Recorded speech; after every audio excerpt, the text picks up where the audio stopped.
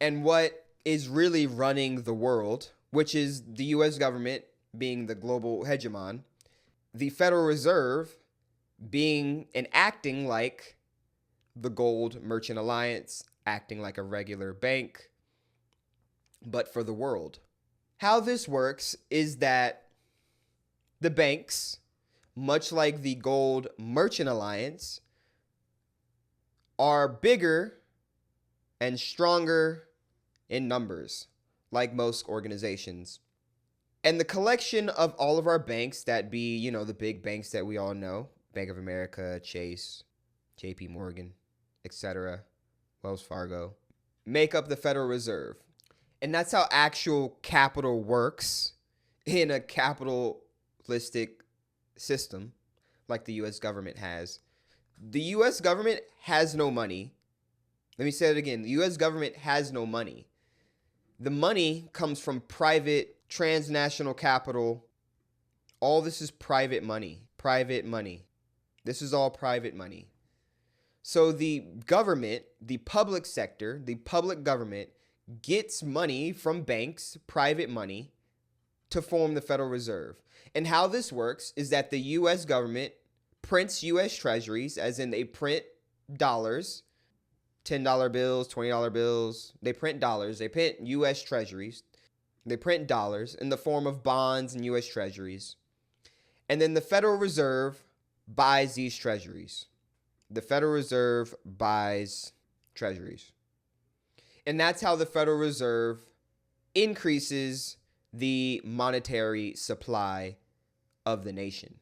And so, okay, this system could work in a non-corrupt in a non-corrupt society with humans that don't have greed, but we all have greed as humans.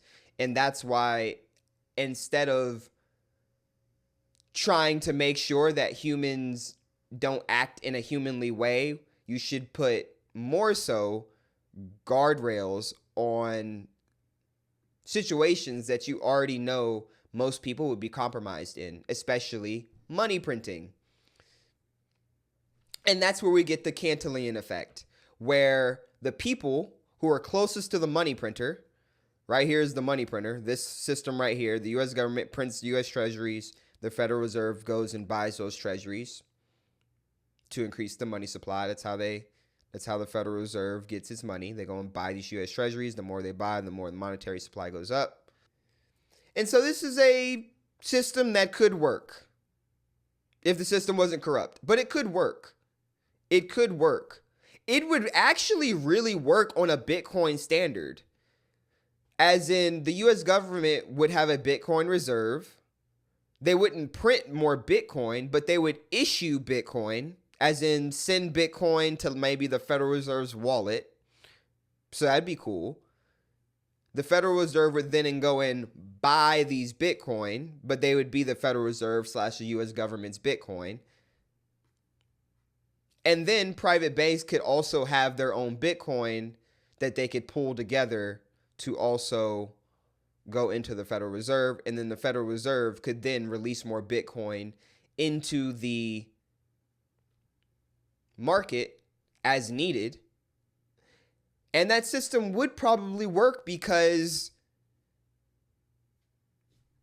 everyone in this system would have to be responsible with the amount of Bitcoin that they're lending out, with the amount of Bitcoin that they're using to spend on things.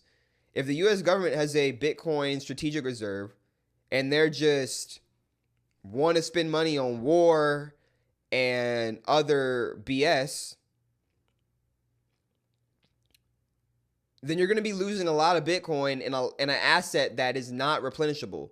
But they can do this all day because the US government is the global hegemon and the US dollar is the world reserve currency. So yeah, we're going to keep printing US treasuries. Duh. We do whatever we want. And so you can see as this system is a very unstable system waiting to happen. And we know over the course of our lifetimes, over the last 20 years especially, but since 1971 when we went off the gold standard, and then even before that when the Bretton Woods Accord was established, and then even before that with the Federal Reserve System, and then you could go even before that to like the Bank of London, but I digress. But this system is inherently susceptible to corruption.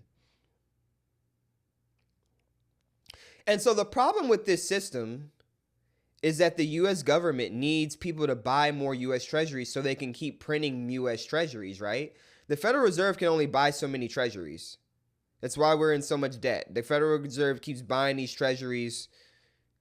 The banks keep having the Federal Reserve buy these treasuries. Treasuries go to war. They flow out to war. Essentially, and then they flow out to war. I could literally like draw a line and like say war, basically. It's essentially the only thing that the U.S. government produces is war. But that is very akin to history because the next largest empire in history after the U.S., culturally, maybe not geographically, the Persian Empire before the Roman Empire was probably the largest geographically. But in terms of influence on the entire world, being the entire Western world, and the Western world influencing the entire world now, us being in a very westernized system, which I do think we are moving back to the natural state of the world and the center of global economic power being situated in the Persia, Iraq region of the world. Turkey, China, Russia, Eurasia, mostly. There's a really good McKinsey chart that McKinsey put out showing the movement of the global economy from thousands of years in the past until now. And you see a shot from Eurasia going to west, and then it's now all the way coming back to the natural state. And so the U.S. government needs more people to buy more treasuries so it can print more treasuries, because the more we print, the more we can do whatever. If you had the money printer and you could literally wake up every morning and just press a button and $1,000 just you press a button and you go into your oven and now there's $1,000 in your oven or your microwave. Your hand's you're gonna break your hand. You're gonna break your fingers from mashing that motherfucker. You're gonna mash it. That's what the U.S. government does. They mash the money printer. Money printer go. Yeah, that's what's happening. So they're gonna keep printing money so they can keep paying for war, essentially. But they need more people to buy more of these U.S. treasuries. And so what do we do? Okay, the Federal Reserve is one central bank that's buying those treasuries. It's the U.S. central bank. We need more central banks to buy more treasuries, duh. So we're going to have all of our allies, as the U.S. government says. They're not allies. When you're the global hegemon, you don't have allies, you have vassal states. The GRC, the Gulf countries are not allies. They're vassal states. It's not a real place. That normally would be a desert, but because the U.S. is the global hegemon, you can have like, I don't know, tropical rainforest in Dubai for some reason. Who knows? But South Korea is not an ally. It's a vassal state. Japan's a vassal state. These are vassal states. The global hegemon doesn't have allies. That's not how it works. You're a vassal state and I suck wealth from your people. That's how that works. That's how it works when you have an imperium. I don't have allies. You have a bunch of vassal states, and some vassal states provide some things. So one vassal state might provide avocados. Another vassal state might provide super cool IT products. Japan and South Korea. Another vassal state might provide something else. They're just vassal states to the U.S. So when you think that these countries actually, the governments, the people are different.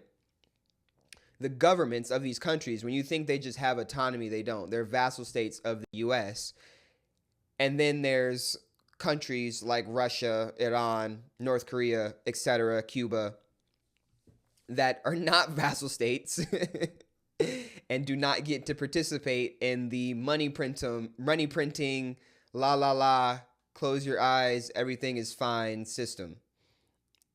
And so we need more people buying U.S. treasuries. So we get Japan in the 80s buying U.S. treasuries. Japan's economy was rocking, and the U.S. did not want that. So what do we need you to do? Well, we need you to tank your economy. And what's the best way to tank an economy? Print more money, which leads to inflation. So yes, we got Japan to buy up U.S. treasuries in the 80s, and then Japan had, the lost decade, 20 years of stagnant growth. So we need more central banks to print more U.S. treasuries. So we have all our vassal states print U.S. treasuries.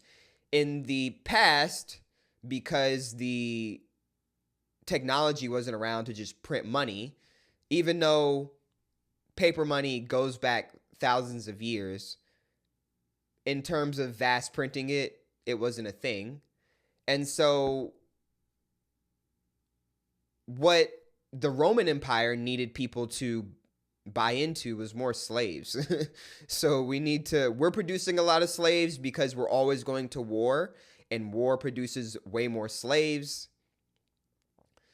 And we're going to co-opt everyone into the system because the more vassal states we have, the more slaves we have, the better we can feed our warring population here in Rome. And so we need people buying more U.S. treasuries. The problem is, I sound like Professor Jean. The problem is, and shout out to him because he really broke down double entry bookkeeping and the global economy and Federal Reserve System so well. And I would definitely credit him down in the description below. Because this first part of this video is definitely the basis. I use his framework as a basis for me going into the Bitcoin solution. You need more people to buy U.S. treasuries, more central banks. You run out of central banks. We need retail to buy the U.S. treasuries. So we get all of the citizens of all of our vassal states to buy more U.S. treasuries. We run out of citizens to buy more U.S. treasuries. We're printing more U.S. treasuries. We need more people to buy U.S. treasuries. Now, China, they want China to buy U.S. treasuries and their market to be open, their citizens to be open to being allowed to buy U.S. treasuries and convert your yuan for U.S. treasuries. Therefore, opening the Chinese market and the Chinese citizens to rampant money printing, just like we are forced upon here in the United States of America. Rampant money printing where you work hard basically all day and all night, and then your money is sent over to other countries to kill brown and black people amongst other groups of people, but mostly brown and black people, as it seems to be the case in this current rendition of the simulation of white supremacy. The last 400 or 500 years that the European countries, and then by extension the United States, has really taken over the globe and westernized it. But that McKinsey chart is very interesting because the simulation is reverting back to natural. So take with that what you will. And so we're just going to keep adding more people to this global system to buy more U.S. treasuries. It's really a very fraudulent system. And as you can see, this is the solution. This is the Bitcoin solution. because the US government has a US dollar and the US dollar is the world reserve currency, they can keep issuing the world reserve currency. They control it. They print the world reserve currency, then they can use that currency to do whatever they want with it. It's the Cantillon effect. The person, the people, the group, the organization closest to the money printer is going to use the money first for whatever they want. And so since Bitcoin has no issuer, there's no third party issuer, there's no one you have to trust to not print a bunch of money that solves this entire problem.